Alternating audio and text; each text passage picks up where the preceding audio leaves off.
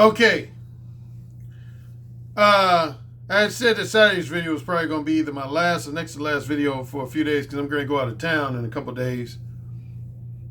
So this will probably be my last video for about a week. After today, I probably won't do another video until a week from today, next Monday.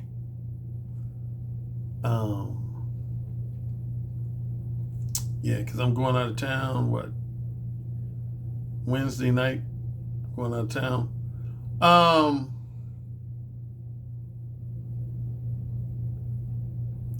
Man.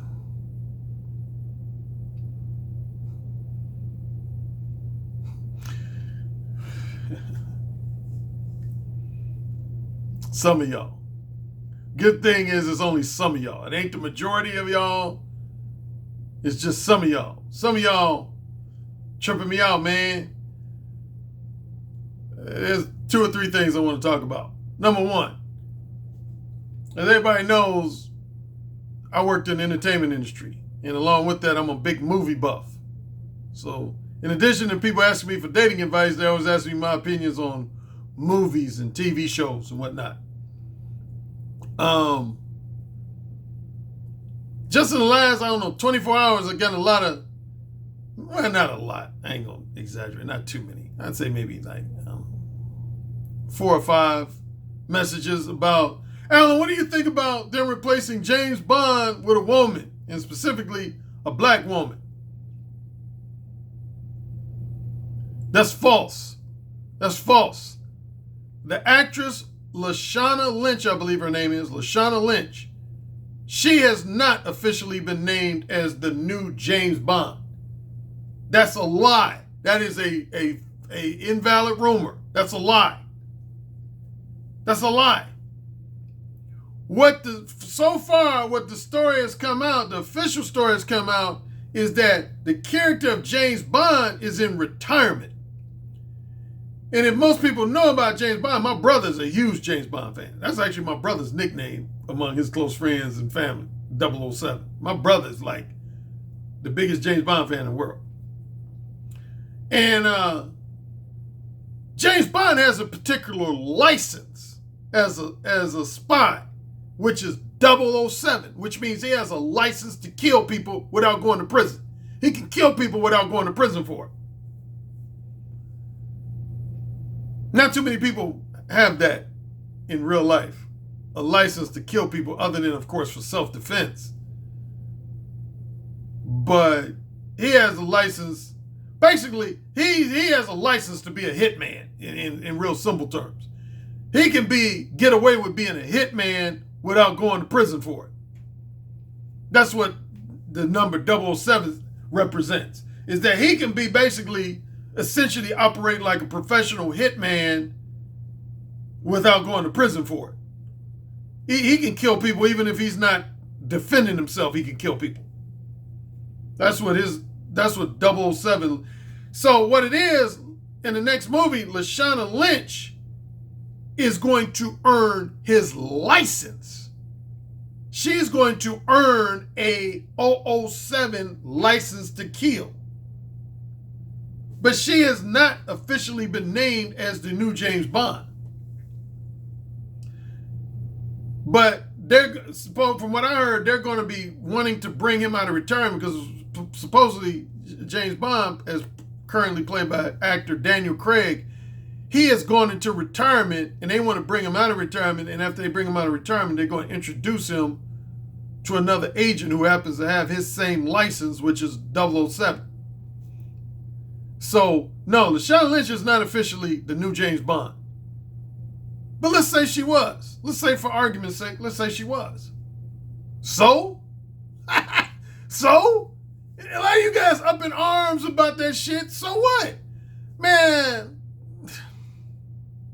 let me break it down to you. Since I worked in entertainment, I know how the entertainment industry operates.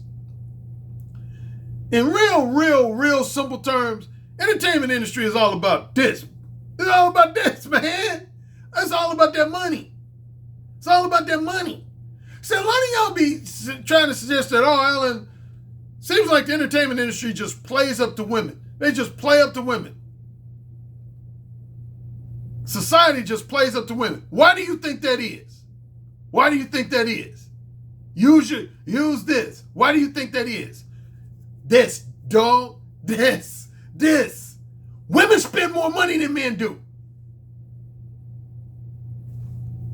Period. End of story.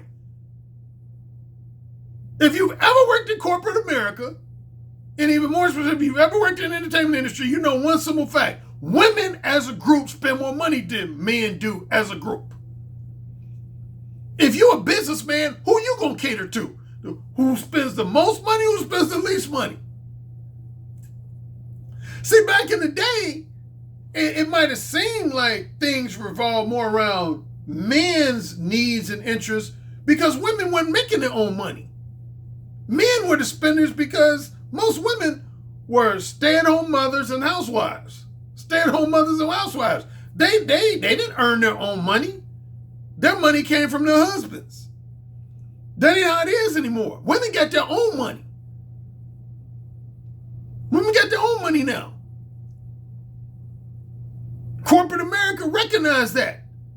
Women are bigger spenders than men are as a group. Women are bigger spenders. So corporate America is going to play up to the fact that, play up to that gender because they want that money. It ain't that simple. The entertainment industry doesn't favor women. No. They favor money. Let me just break that down to you. Entertainment industry favors money. In other words, if they feel like an all-male film is going to make them this, they'll put out an all-male film. Look at John Wick. John Wick ain't no movie for women. That's a hardcore male film. Why have they made John Wick 2 and 3 and 4? Because that movie makes money. That movie makes money.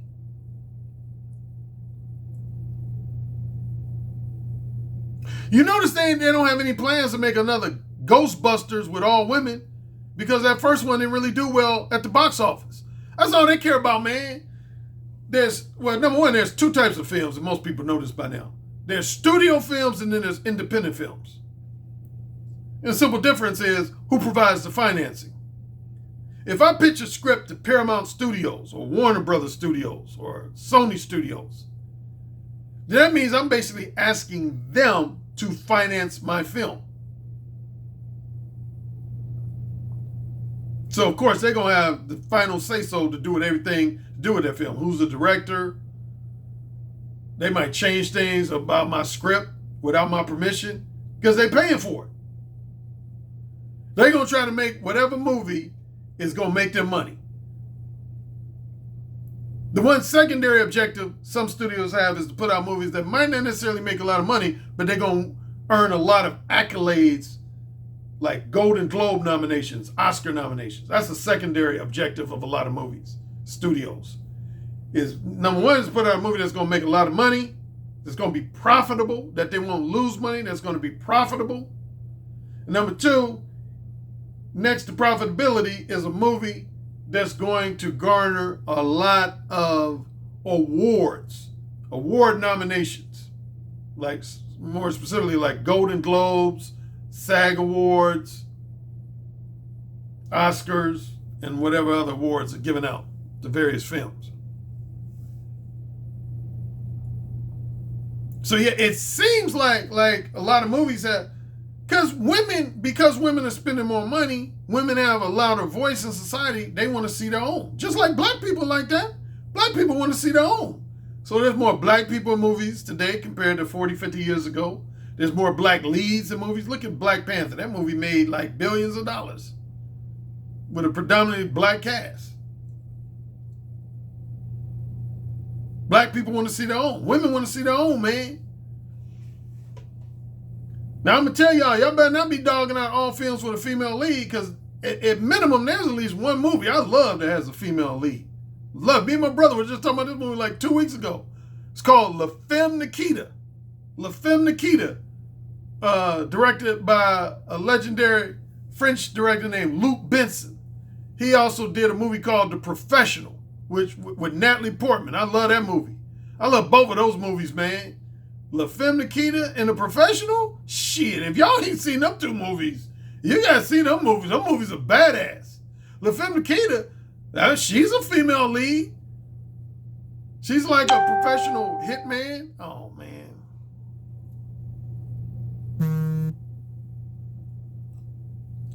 But she's badass as a motherfucker. I love her. Most men I know who watch La Femme Nikita love La Femme Nikita, even though they had a female lead. Shoot. You tell me face to face you don't like La Femme Nikita, I'm liable to punch your ass. Shit. That movie's the shit. So not all movies with a female lead suck. Aliens. The sequel to Alien with Sigourney Weaver, Aliens, it had a female lead. I love Aliens. Love that movie to death. Alien too. Yeah, all the aliens there. The original Alien primarily had a female lead. I love that movie. So just because the movie has a female lead don't mean the movie is automatically going to suck. There are exceptions. See, nobody can ever suggest that all movies that have a male lead are good and all movies that have a female lead are bad. If you think that way, you just stupid. There's no other word to put on you. You're just stupid. Shit, there's a lot of movies with male leads that I can't stand. There's some movies with, I can't think of one off the top of my head, but there's been a lot of movies that come out that had male leads that I just thought were stupid as fuck. I was like, oh, I ain't going to see that stupid shit. Especially if the male leads were like real, just beta and shit. I don't want to see no movie with no beta leads. Now, I'll tell you a movie that was hardcore red pill like a motherfucker. It might have even been borderline black pill. That didn't make a lot of money, but man, when I watched this movie, it's called In the Company of Men with Aaron Eckhart. In the Company of Men. That movie inspired me because it was made on a budget of like $50,000. Most movies, even independent films, usually have a budget of no less than $1 million. That movie had a budget of total budget was like $50,000. It ended up making like $2.5 million. Shoot. I'd make a movie every year if I could turn a $50,000 investment into $2.5 million. Shit. I'd make a movie every year. You would have to keep almost all the action in one, no more than 2 locations. Yeah, but that movie was made for something like $50,000 and it grossed $2.5 million. I mean, that sounds like a little bit of money because most movies make way more than $2.5 million. But when you consider a movie only costs $50,000 and it made $2.5 million, shit, I'll make a movie tomorrow for $50,000.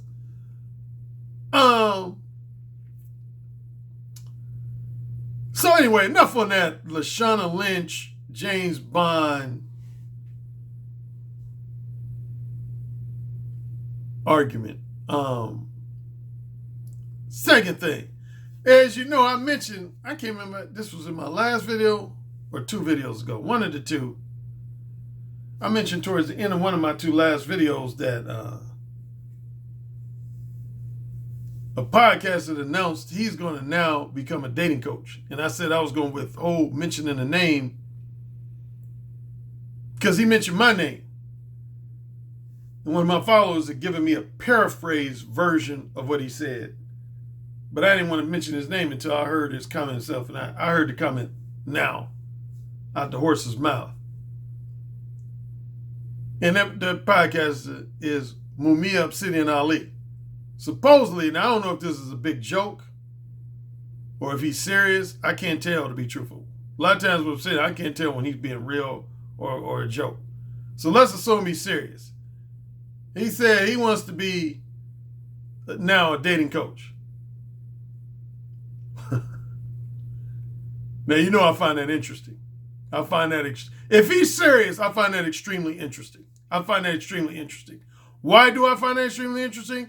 Because this is a man who has a documented history of harshly criticizing the profession of dating coaches.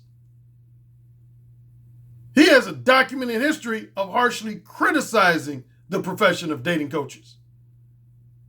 So, now if doing this all as a joke, he's trying to pull his listener's leg, then no big deal. But if he's seriously trying to market himself now as a dating coach, I would have to shake my head on that. How can you harshly criticize someone's career and then turn around and want to pursue that same career?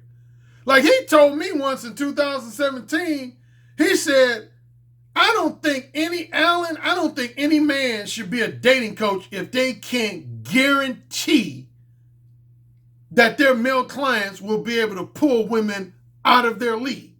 That's what he told me once in 2017. He said, Alan, if you cannot guarantee your male clients that because of your advice, they'll be able to pull women out of their league. So if, say, the man on the scale from 1 to 10 is a 4, he was suggesting I should be able to guarantee a man who's a 3, 4, or 5 that he will be able to pull a 7, 8, 9, or 10 as a direct result of my advice.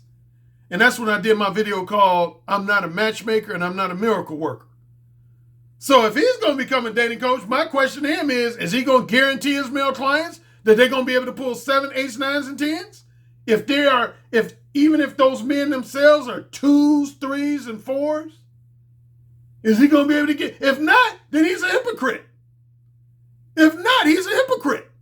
If he's assuming he's serious with his dating coaching, if he can't guarantee that a man who's a 2, 3, or 4 is going to be able to listen to his advice and be guaranteed to pull a woman who's at minimum a 7 and as high as a 10, then he's a blatant hypocrite.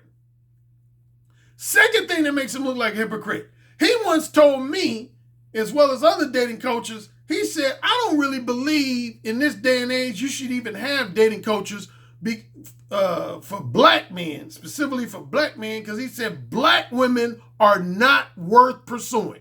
Those are his exact words. He said black women are not worth pursuing. He said black women, the juice, his particular quote was, the juice is not worth the squeeze. He even followed that up when he talked about the 21 convention and he brought my name up. I came back from the 21 convention. He said there could never be a successful black 21 convention, because he said the only reason you have a successful white one is because white men still believe in pursuing white women. He said the vast majority of black men don't want to pursue black women. So how are you going to be a dating coach designed to help black men if black men don't even think black women are worth pursuing? So is he going to tell all his clients to pursue non-black women? If not, he's a hypocrite. But man, if you're listening, I'm telling you directly, bro. If you're serious about calling yourself a dating coach on them 2 angles, you're a fucking hypocrite.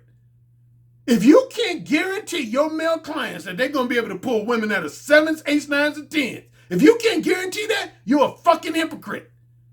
Number 2, if you call yourself being a dating coach for black men, but yet you said on a few occasions that black women aren't worth pursuing for romantic and sexual companionship, you're a hypocrite.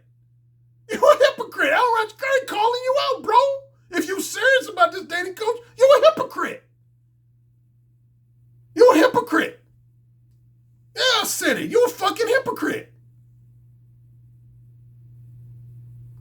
Third thing, then I'll get off the subject of Mumia Obsidian Ali. He said his main unique perspective, if he becomes a dating coach, is that he'll be able to serve the needs of shorter stature men. Shorter stature men. Men roughly, let's say, 5'8" or shorter. 5'8" or shorter. He's acting like there ain't been no short dating coaches. I can name 2 right off the top of my head. I wouldn't say their advice is specifically or exclusively geared towards shorter men, but I know they are short themselves. David X. Number 1, David X is about 5'5", at tallest 5'6". Yeah, David X is about 5'5", at tallest 5'6". And he's a very well-known and well-respected dating coach. Number 2, as far as black dating coaches go, Stevie D. Williams. Stevie D. Williams about the same height. Stevie D. Williams about 5'6". Stevie D. Williams about 5'6", at best maybe like 5'6.5". Yeah, Stevie D. Williams is about 5'6". And he's been a dating coach. I first connected with him in 2006. Yeah, he's been a dating coach for at least, I want to say, 12, 13, 14 years. Now, neither one of them, David X or Stevie Williams, it's not like their whole coaching and teaching centers around helping just short men. But I have heard both of them mention things to do with, like I've heard Stevie D. Williams talk about, Stevie Williams, he's never expressed insecurity about his height, ever. I've never heard Stevie D. Williams express insecurity about his height. That's one thing I'll give Steve. I've never heard him like whine and complain about he wasn't able to pull women because he was too short. He's married to a woman that's taller than him. Now, she's not black. I know Obsidian's all about, the whole black women thing. She's not black. Stevie D. Williams married to a Caucasian woman. But yeah, she's much taller than him, though. Yeah, she's much taller than him. And much wealthier than him, too. I got to throw that in there. His wife is much wealthier than him. Steve hit the lottery with his wife financially. I want to say, I never heard David X complain about being short. From what I heard from him, as well as people who knew him when he was younger, they said David X used to be in a motorcycle gang. I heard he used to pull a lot of good-looking women, even though he was only like 5'5". Yeah, David X, again, he's only about 5'5", at tallest, maybe 5'6". So Obsidian wouldn't be the first short dating coach in general, and he wouldn't be the first short black dating coach. And again, I have clients that are short. I have clients as short as, I want to say, roughly about 5'3", 5'4". Yeah, I have some clients that are as short as 5'3", 5'4". And I've helped all of them out. And then on the flip side, I got clients as tall as 6'7". Yeah, I got clients that are like 6'5", 6'6", 6'7". Like one of my clients, I got a client, he lives in Manhattan. He's like 6'5". Big muscular dude too. Looked like he played NFL football. He's about 6'5", big and muscular. And he's been my client for a few months. So, height-wise, I got clients all over the place. So anyway, yeah, it'd be interesting. Again, I don't know if he's serious. I think he's just, to me, see, with all due respect to Obsidian, I no longer take a lot of the stuff Obsidian says seriously. To me, Obsidian is a performer. He's an entertainer. I look at him more as a performer and entertainer. I don't remember. A lot of stuff he talks about compared to, say, like 2017, I used to take pretty much like 99% of the shit he said serious. Now, I'd say at least 1/3 to 1/2 the shit he talks about, I don't even take serious. I look at it as his performance. He puts on whatever performance is necessary to attract views and attract followers. I look at him as an entertainer, man. He's going to say whatever. I believe Obsidian will say anything that's going to attract more attention to his YouTube channel, even though I heard he's getting off of YouTube and going to a site called The Black Avenger. Anyway, enough about him. What else I want to talk about?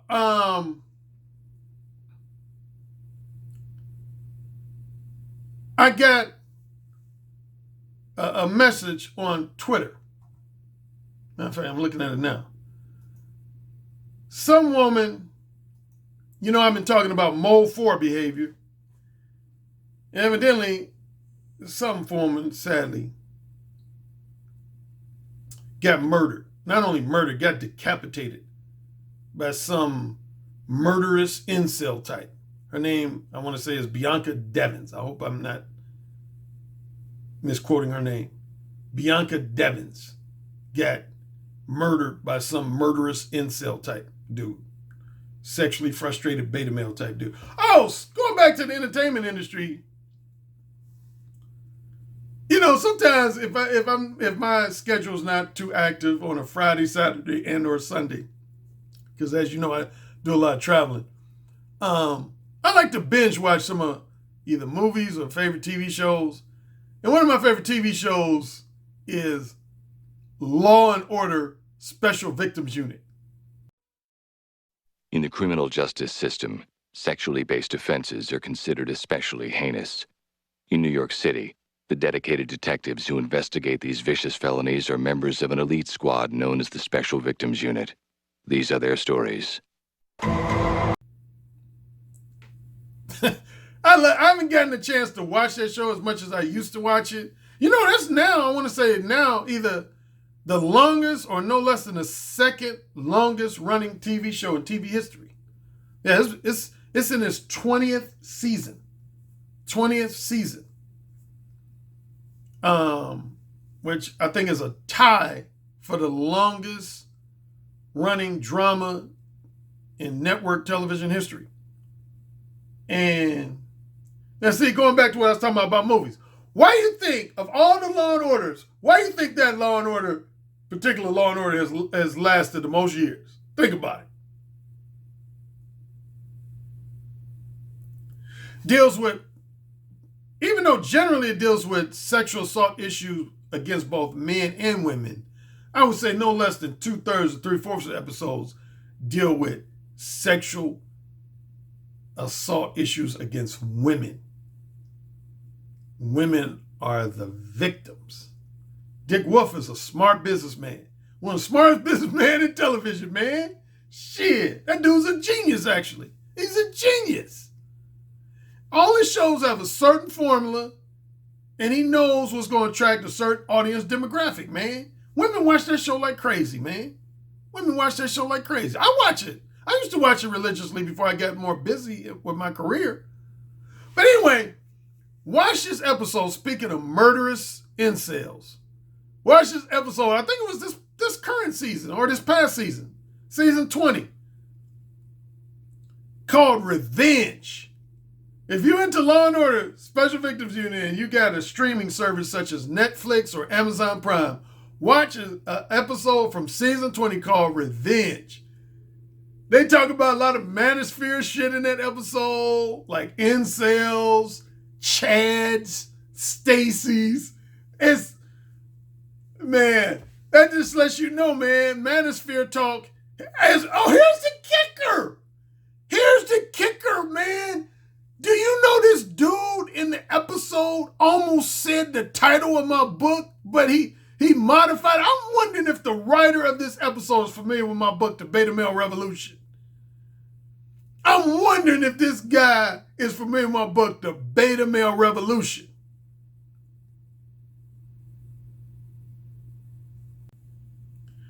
I'm thinking he is. But see, in this episode, it was interesting. In the real manosphere, of course, the main delineation of men is between alpha males and beta males. In this episode on Law and Order, the main delineation was between alpha males and omega males. They never use the term beta male. They would use the term omega male. Yeah, they use the term alpha males and omega males. And during one interrogation scene, this real nerdy white dude says he's getting angry because he's getting interrogated. And I can't remember the exact words, but it's something to the effect that, hey, women are going to take notice. This is now the omega male revolution. And I said, ain't that a bitch? Ha! Ain't that a bitch? Again, he didn't say beta male revolution, but he said omega. He said we are now in the midst of the omega male revolution. I'd be willing to bet money that the writer or contributor to that episode read my book, The Beta Male Revolution. Because I coined that phrase, if y'all didn't know that. I didn't just popularize that phrase. I created that phrase, the Beta Male Revolution. I started using Beta Male Revolution when I was posted on AskMen.com back in 2003. And nobody was using it because I checked Google. No way you can check and see if something's being used already is, I've always said this, you go on Google. Yeah, put something in Google. If you don't get no hits on Google, nobody wasn't using that. Yeah, I was using Beta Male Revolution back in 2003. You talking about 16 years ago. But anyway, yeah, this guy on that episode, man. But yeah, that's interesting that the frustrations of incel. Well, actually, that's the second, if I'm not mistaken, that's the second time. Might have even been the third time. I know for a fact. That's the second time that Law & Order SVU has done an episode to do with incels. They did one episode that was loosely based on the Elliot Rodger murders. Yeah, they did one episode that was loosely based on the Elliot Rodger murders. See, here's the deal, man. And I was talking about the movie industry earlier. Movie industry is never going to allow black pill mindsets to flourish. Ever. Ever. They barely going to allow red pill mindsets to flourish like mine. But definitely black pill. Because if you watch that episode on Law & Order SVU, Revenge, you see, man, that society is going, if not already, I would say it's already happening, but society slowly but surely is looking at incels with homicidal and or suicidal tendencies as a threat to society. As a threat to society. And you know what that means. You know what that means. The U.S. government going to find a way to eliminate the motherfuckers. Huh. You think I'm joking? You think I'm being melodramatic? Watch and see. Hey, y'all been listening to me for a while. I've been breaking this down to you for a while, man. Y'all should know this if you know anything about your government. Even if you don't live in the United States, you live in another country, it applies to your government as well. One of the primary roles of a government is to maintain stability. Maintain stability. Maintain stability. Arguably the first priority of any government is to protect their country from foreign threats. I would probably say it's arguably number one, from foreign threats, threats from other countries. And then close second would be to protect the country from domestic threats, threats within the country. You have foreign terrorists, and then you have domestic terrorists. Once you get classified as either one of those, man, you become what's known as a person of interest. Person of interest. That means there's a likelihood your phone calls are going to be wired and tapped. They're going to follow you on the internet like a motherfucker, if they haven't already. They're going to find out everything about you. They're going to find out everything about you. A lot of y'all motherfuckers who post on message boards and blogs, if y'all, shit, you see how fast PUA hate got shut down after Elliot Rodger committed the murders? You see how fast that shit? A lot of people said, oh, the owner of the message board decided to shut it down. Bullshit. FBI shut that motherfucker down. Ha! Shit. I guarantee you the FBI shut that motherfucker down. I guarantee you they did. You black pill incel types with... Now, if you're a black pill incel and all you do is just whine and bitch and complain, government don't care about that. You can do that to your heart's desire. But when you start expressing homicidal tendencies and or suicidal tendencies, then you become a threat. You're going to become a person of interest. And the government going to be on you like flies on shit. They're going to be on you like flies on shit. See if I'm lying. They're going to be on you like flies on shit. They are going to shut you down. They don't even, in the extreme case, they're going to find a way to eliminate your ass. And I'm not even trying to be lighthearted or melodramatic. I'm serious, man. That's the role of the government, man. Government can't allow things that destabilize society, man. You can't allow people to flourish who have the potential to destabilize society, man. You can't allow that as a government. If I was the president, I wouldn't allow that. Y'all better not ever hope I'm not the president of the United States. Shit. All you motherfuckers who are on the verge of being the next Elliot Rodger, I kill all you motherfuckers, and I'm not even saying that jokingly. Shit, I kill all you motherfuckers. Straight up, I'd have all y'all motherfuckers killed. Or if not killed, I would have y'all just, here's how I would hook y'all up. I would just transport all the known certifiable black pill incel type motherfuckers. Again, if y'all just whining and complaining, I'll let y'all do that if that's how y'all gain your mental orgasms. But once I heard y'all talking about getting some kind of physical retribution on women, like physically harming women or murdering women, or even harming yourself, oh man, y'all gonna get put on a motherfucking island away from civilization. I ain't gonna allow y'all to be around no females, but I'm gonna give y'all computers. I'm gonna give y'all smartphones and podcasting equipment so y'all can podcast y'all ass away. Y'all can podcast to y'all heart desire and post on blogs and shit, but y'all gonna be on your own. I'm gonna call it Incel Island. Incel Island. That's what y'all gonna be on, Incel Island. Watch somebody copy that less than 48 hours. Somebody gonna do a video, man. Incel Island, Incel Island. I'm gonna put y'all on Incel Island. But y'all gotta get away from normal civil. I ain't gonna let y'all destabilize society and shit.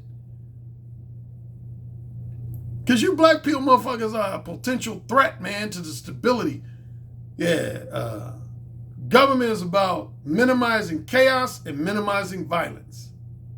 Anybody that has the potential to create chaos and violence is a threat. Person of interest. At minimum, they're going to be watched. Even when they don't know they're being watched, they're going to be watched. And in extreme cases, the government going to find a way to eliminate them motherfuckers. Believe that.